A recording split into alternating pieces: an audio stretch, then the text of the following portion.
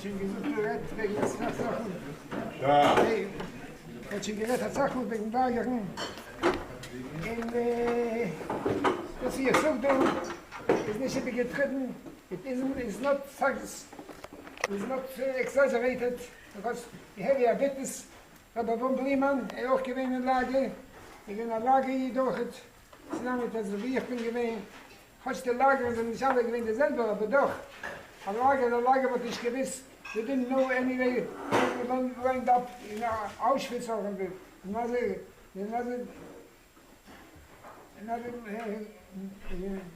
concentration camp.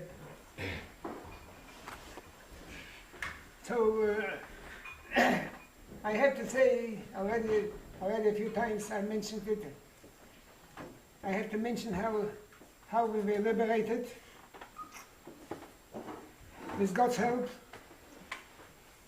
That it was Wednesday, it was the 25th of April. The 25th of April, until then, this camp which I was designed as a hospital. A hospital, I mean, it's not like a hospital which you can imagine. There were people were lying on the bare boards, and they died out. They died there. There's no doctor, nothing, no medication, nothing. But it was for them what was called a hospital because they took all the other camps around it. There were 25 camps around it, which were satellites of Dachau. And they take all the 25 things, somebody was going to die, they brought him out to this camp because he has a Chavra Kadisha, which has the burial commander, and they took care of the dead people. And there were a lot of them every day.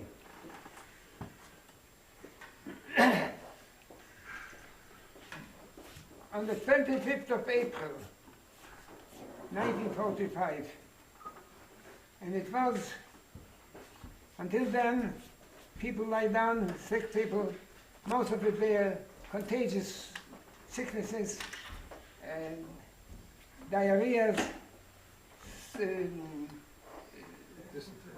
typhus, all kinds of things. The people were lying on their desks, on their boards, and dying. Nobody cared. Only in the morning came people from the burial commander, pulled out the people by the hand, by their feet. I remember still, not once, a few times, that Yisroel Cohen and I were lying at the end, and so that it would be cooler a little bit, that there were no more of these worms, the lice. So it was a little bit easier. And many times I felt a hand on my chest. I said to the other guy, hey, wake up, take the hand off. He didn't answer me. I asked him again. He didn't answer. I wrote to this, I let it stay. I slept with the hand on it, and I knew that he's dead. That in the morning they took him out, pulled him out by the feet, and they dragged him out from the camp. So we were used to all these things. Today, I think that people will not believe all these things. It will come out another few generations. There wouldn't be any more survivors and children of survivors, and people will think, what a kind of book is that? A person wrote it with a sick mind that he invented such cruelty things, which is impossible that people can do it. But today, that we still know that it is true. And that's the reason the only army which took revenge on the Germans was the Russian army. The Russians, they didn't care for the Germans. The Americans, they were planning to use them as a tool against Russia, against the communism. So on the 25th, and we thought that in this, they called up in the morning, it was a big iron plate in a hammer, and they called in, they hit the hammer on the iron plate, and they called in all the people to come out. All the people never naturally, which could work, they went. most of the people couldn't walk. They couldn't walk. So they took away all these people which could walk, and they took them in wagons and they marched them down to the wagons. And near the wagon with the prisoners, there was an army wagon, with soldiers and ammunition.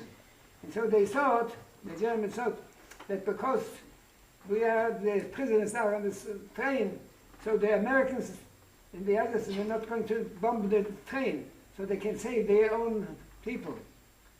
But it wasn't true. The Americans didn't care. They hit them as just could be. And many people even the prisoners, they died in the last day. So this was on Wednesday. On Wednesday we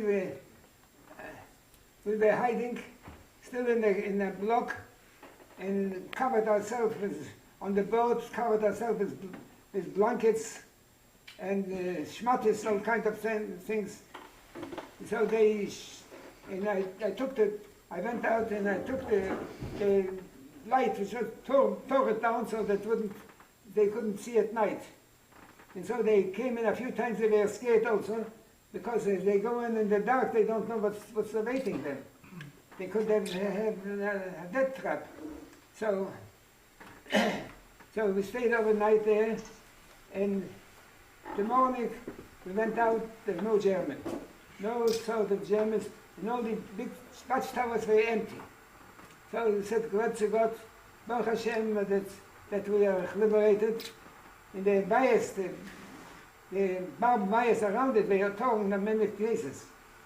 God to God, said we are liberated. But then, just an hour later, we heard the trucks coming in. And we know, maybe it's the Americans, no. It was still the Germans. They brought commandos from other camps.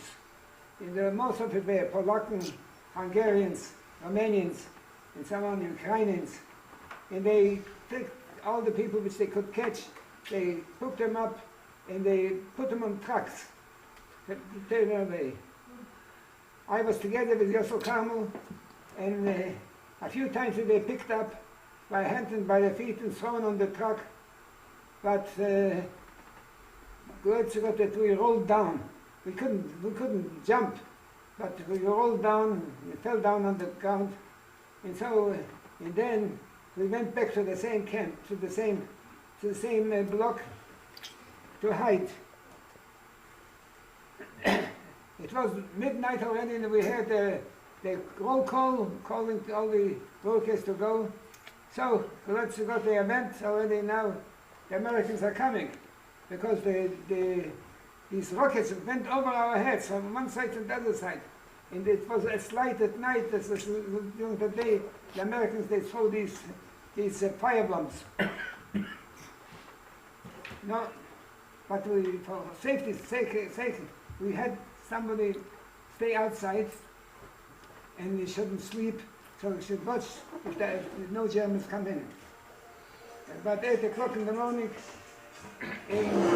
the watchman came in, and he said, "Yidnis is bitter, it's bitter, because the Germans are back." And so we had straight away motorcycles, and then the machine guns, and they passed our place. So we picked up a place near the gate, near their own blocks, and we thought that they're not going to search for that.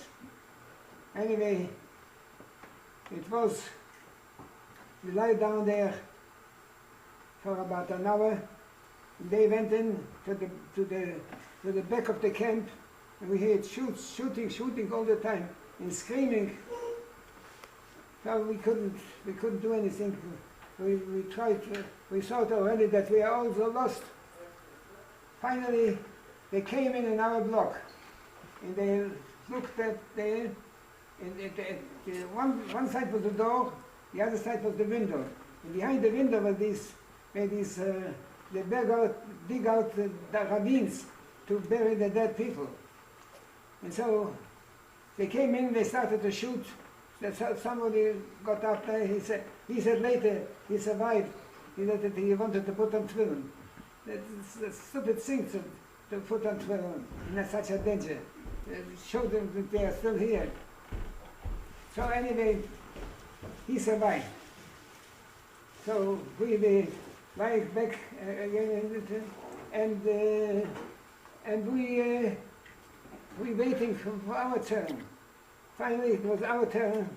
They came in, they searched in the straw, which was at the window. They couldn't find anything. We were hiding near the door, covered with blankets. And so they went out, and right away I opened up there a little bit, a crack in the slattice, and I saw the fire and smoke was already filling up the block. And I said to my rabbi, to Yisroel Carmel, that we're going to suffocate here, or be burned alive. So we moved our hands and our feet. In front of the block was a big heap of corpses. And the corpses were, like you see on a bottle of poison. Just deer, bones and skin. And so we were hiding among them. I remember still pulling a leg or a hand on me so that I shouldn't be exposed entirely.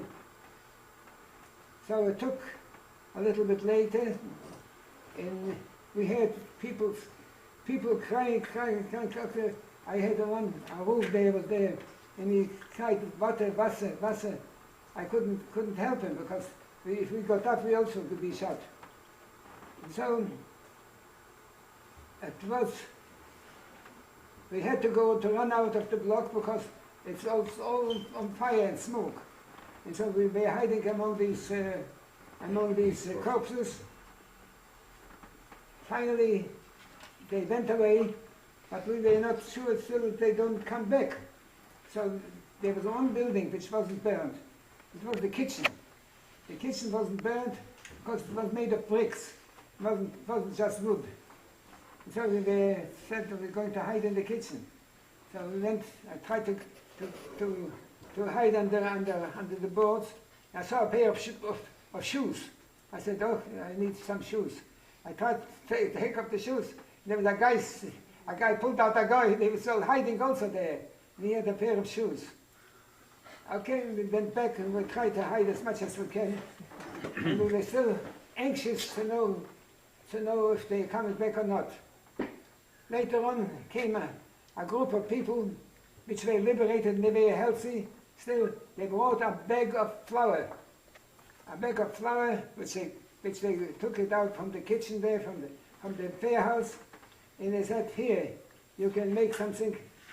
So there was an oven in the kitchen, and we put on fire in the oven, and on the top of the oven, we put on the water, the flour with water, and we baked matzahs. And I remember still, it's Pesach Sheini today. They said we eat matzahs, you see, like we eat in the Mitzrayim. Finally, an hour later, the Americans came. They went in the tanks, they went in and broke off the wires, and they brought them down. One was a heap of chocolate and cigarettes and everything which they had. I remember still the one he said, took a bottle of wine. He said, already years I didn't make Kiddush. So it was Friday. So he said, I'm going to make Kiddush now. He made Kiddush, he made a Shechiyun at the end.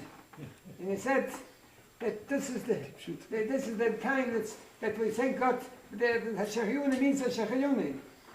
So we were liberated, and we were sick to walk. I remember saying, Yisroel Carmel and I were so sick that we stayed there, we couldn't move.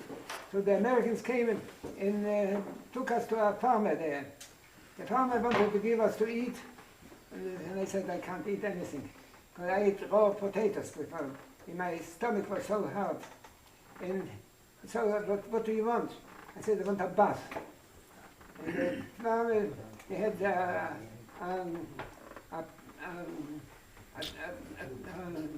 bottle, yes, a bottle. Bathtub in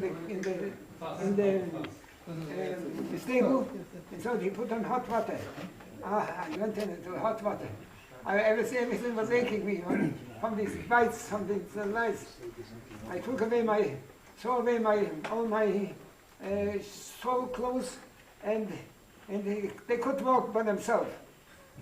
So afterwards, I tell you, since then, if I just talk about it, or if I would have seen one, I would have fainted. So this was fine. At night we had all diarrhea. So tomorrow Shabbos, I said to my friends, we are going to be here alone. Nobody can find us. The poor will bury us somewhere. So our nest was that our friend Itche Perlman, he initiated with me together the Pesach Sheini Seudah. He passed and he saw us there, so he bought an ambulance, American ambulance, and they took us to a shpitul. So this is another story which was done. But then we say, Reb Yisroel Yitzchok helped us then to come out. There's many nisim, not one nest, but many nisim. So we can say, really, Shechayuni v'kimuni v'kiyun as man azay. Da shall have the Vater for alle Yidden in Yeshivas in the Chonis.